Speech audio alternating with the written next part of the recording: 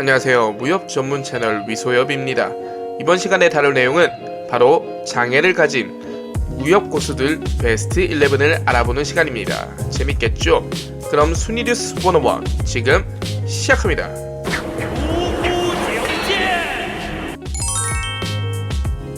10위는 저군입니다. 일단 저군은 손가락 절단의 장애와 비파골이 뚫려서 폐인의 삶을 살게 되는 장애를 가지게 되는데요. 그럼에도 불구하고 신조경의 내공으로 폐인 상태를 회복하고 혈도의 무공과 신조경의 무공을 융합하여 정사의 무공을 익히게 되고 연성결 소설상 최고수로 거듭나지요. 비파골이 뚫리는 것은 지체장애인데 이는 무공을 회복했으므로 비파골을 뚫은 구조물도 제거했을 것 같고, 손가락 절단의 경우는 3개의 손가락의 경우 6급 판정을 받을 수 있네요. 최소 지체장애 3에서 4등급은 나올 수 있지 않을까요? 9위는 매초풍입니다. 참 불쌍한 인생을 산 여인이죠. 개정 신수판에서는 도화도의 판무 파탈로 제자와 스승에게 사랑을 받았던 여인으로 수정되었지요. 수정판본은 국내에 나오지 않았지만요. 매초풍의 경우 시각장애로 두 눈을 전혀 쓸 수 없는 상태이기에 1급의 진단을 받을 수 있겠습니다. 사실 김용 무협소설에서 장님인 고수들은 상당히 많이 등장합니다. 사조영웅전의 가진학을 시작으로 해서 소호강호에서는 좌냉선, 임평지 등등이 장님이 되어버리며 앞으로 언급할 인물들 중에서도 꽤 있습니다.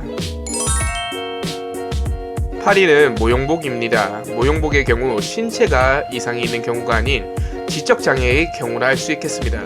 대연 부흥의 꿈이 좌절되면서 종국에는 미쳐버려 어린아이와 같은 정신착란을 겪게 되지요. 지적장애의 경우 대개 IQ가 70 이하일 경우 해당되며 심한 경우 20에 달하는 경우도 있다고 합니다. 지적장애가 심각할 경우에는 단순히 의사소통만이 가능하다고 하며 신경학적 이상과 자해 행동이 관찰되기도 한다고 하고요.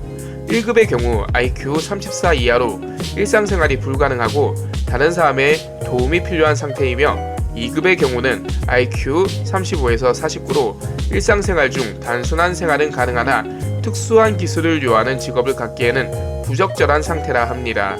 사조영웅전에서 비슷한 고수로 처음부터 바보로 등장하는 사고가 있으며 두 사람 모두 1급 내지 2급에 해당되는 지적장애를 가지고 있다 할 수 있겠네요. 7위는 단연경입니다. 단연경의 경우 장애 정도가 상당합니다.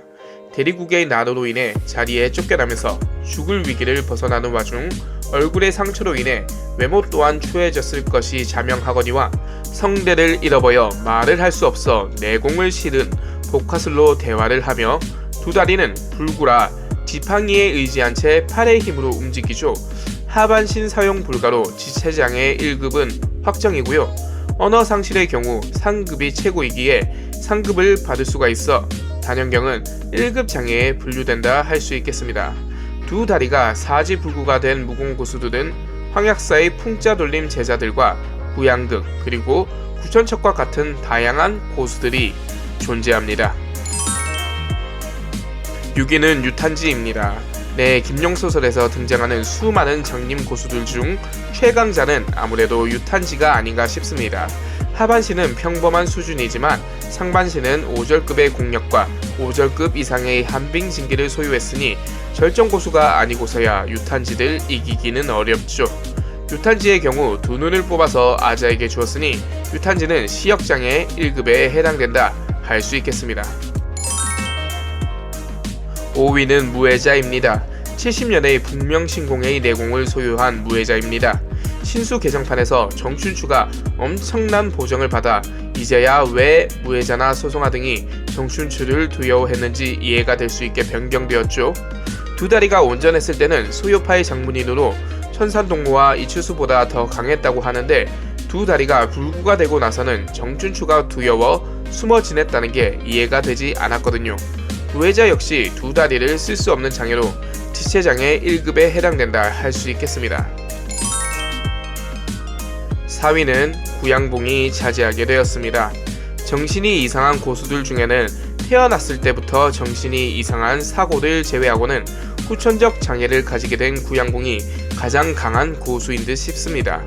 구양봉의 재밌는 점이라면 장애를 가지기 전인 사저영웅전에서는 비호감의 악역이었다고 한다면 장애를 가진 상태로 등장하는 신조협녀에서는 뜨거운 부성애로 상당한 호감을 부르는 인물로 변모했다는 점이 재밌는 것 같네요.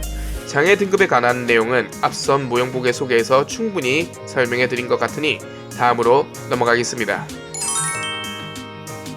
3위는 홍칠공입니다. 홍칠공은 다들 잘 아시다시피 식탐을 제어하지 못해 식지를 잘라버린 일화가 있었지요. 그러나 식지를 자른 것만으로는 실제 장애 등급을 받을 수 있을지는 잘 모르겠습니다. 6급을 받으면 다행일 것 같은데 운이 좋지 않으면 장애로 인정되지 않을 수도 있을 것 같네요. 아마 장애를 가진 무역 고수들 중에서는 가장 낮은 등급의 장애 정도를 가졌으리라 생각되네요. 2위는 천산동무입니다. 천산동무의 경우는 천룡팔부에서 손꼽히는 무공 고수입니다. 엄지손가락 하나와 한쪽 다리가 절단되었음에도 불구 미완성의 천장지구 장춘불로공으로도 연적이자 소무상공을 마스터한 이취수와 막상막하의 실력을 보여주었죠. 천산동무의 장애 같은 경우 한쪽 다리가 절단되어 못쓰는 수준으로 절단장애 2급에 해당된다 할 수 있겠습니다. 네, 대망의 1위는 양과가 차지하게 되었습니다. 축하합니다. 네, 그렇다고 양과가 천산동무보다 더 강하다 이런 말은 아닙니다.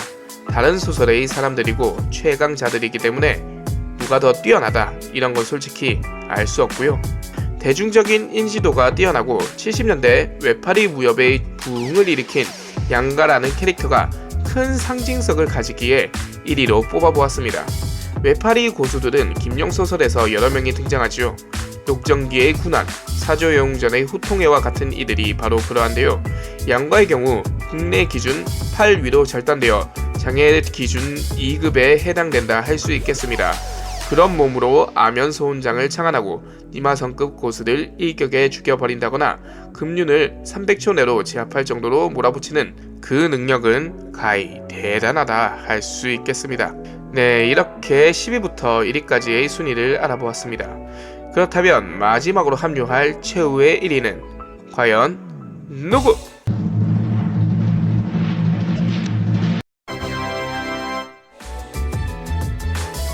네, 마지막으로 합류할 최후의 1위는 바로 사손이었습니다. 의시온도윤기에서 가장 먼저 생각나는 장애를 가진 고수는 아마도 사손일 텐데요.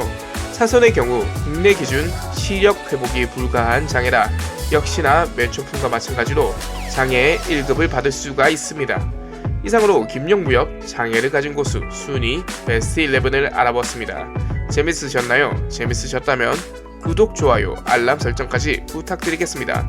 그럼 모두 좋은 하루 보내세요. 시청해주셔서 감사합니다.